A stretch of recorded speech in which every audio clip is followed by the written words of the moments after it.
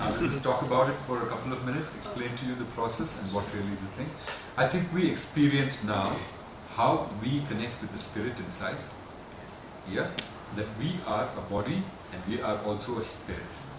The spirit inside is not non-physical. And when it's non-physical, it can travel anywhere it chooses to travel. It can leave the body, it can step out of the body, it can go anywhere, it can expand, or it can leave the body, go out and be back again. I don't mean in the sense of death, when the spirit leaves the body permanently. Yes, that is another state altogether. But our spirit can expand, can be in two places at one time. It can be in your body, it can be in some other place at the same time. Because the spirit is not in this dimension. In this dimension, space and time are the constraint.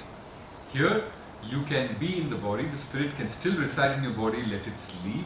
Your body can be in sleep, and then your spirit travels out to wherever you command it to travel. Actually, who is you? You are not the body, you are the spirit.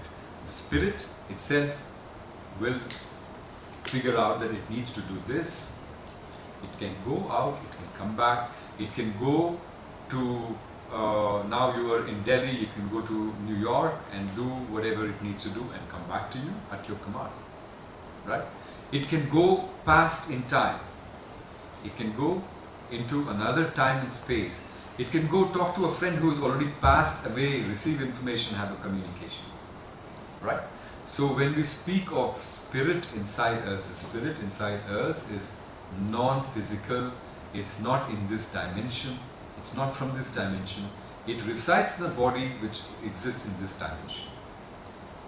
So when we speak of out of body, this is what we mean, that we allow our spirit to travel out of our body. Now the distinction, the key point for this to happen is that we agree within ourselves and understand that we are not the body, we are not the mind. And we are masters of the body and mind. Yeah?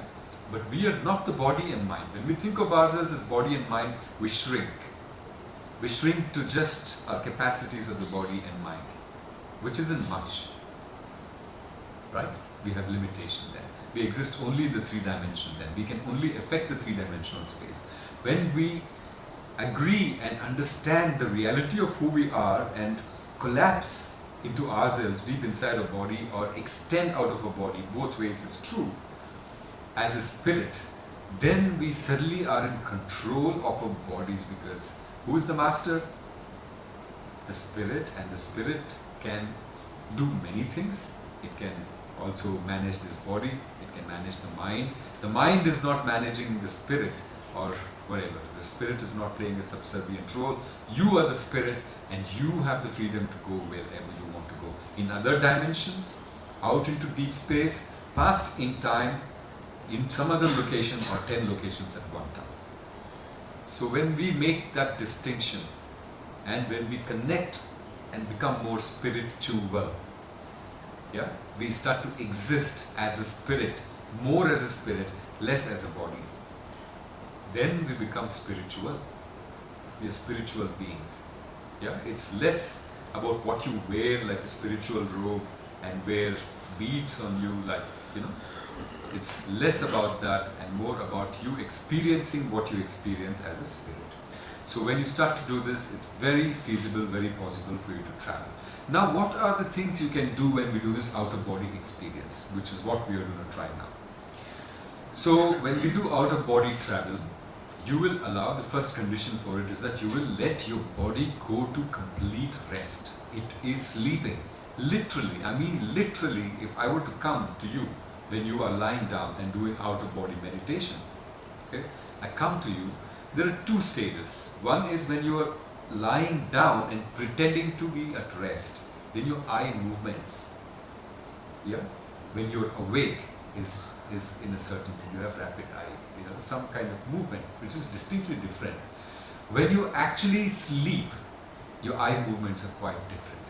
It's very rested, or yeah, something like rested. So when I mean asleep, your body is actually asleep. Yeah, you will not feel anything, you will be gone to sleep. But your spirit will be fully awake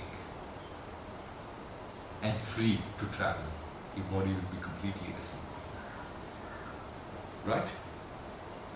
We did a part of that. We kind of felt that when we did something else before Merkaba meditation, when we let our body slowly in phases go to sleep one after the other, relax, and we slowly allowed our spirit to just go travel with this vehicle, with this engine, and go to another space.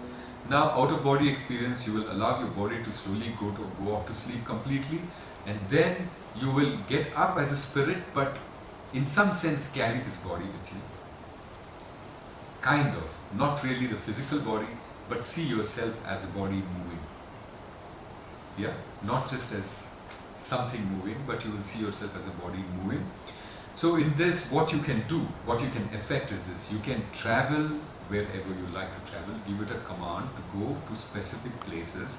If you have an unresolved issue, let's say with your boss, or you have an unresolved issue with a partner, you have an unresolved issue with a sister, or anybody, you have been wanting to communicate, resolve an issue,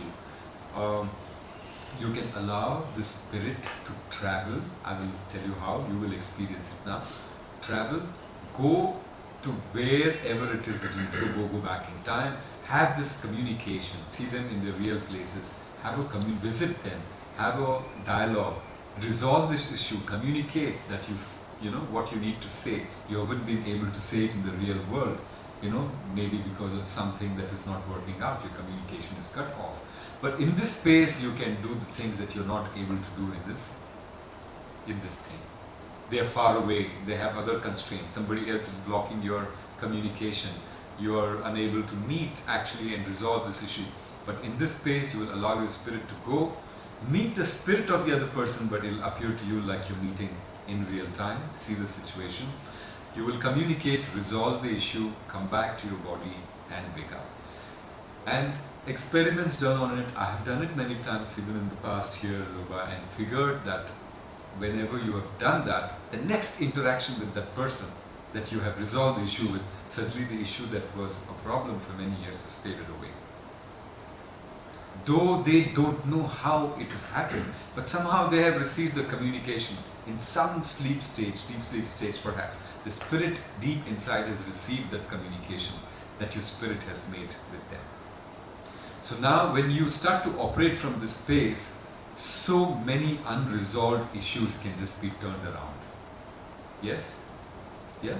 So we were going to experiment and we are going to experience this right now of traveling out of the body. All I want you to do now as we get into this thing is think about what you want to resolve. So this is used to only resolve the issues? No.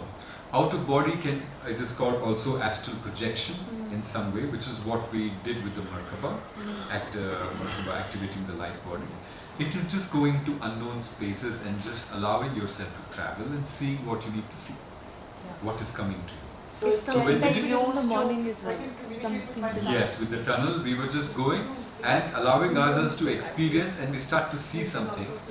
Most times if we were a little more aware with awareness space, we will find patterns. So what I would also like you to do, I forgot to mention it earlier, is to keep a bedside journal.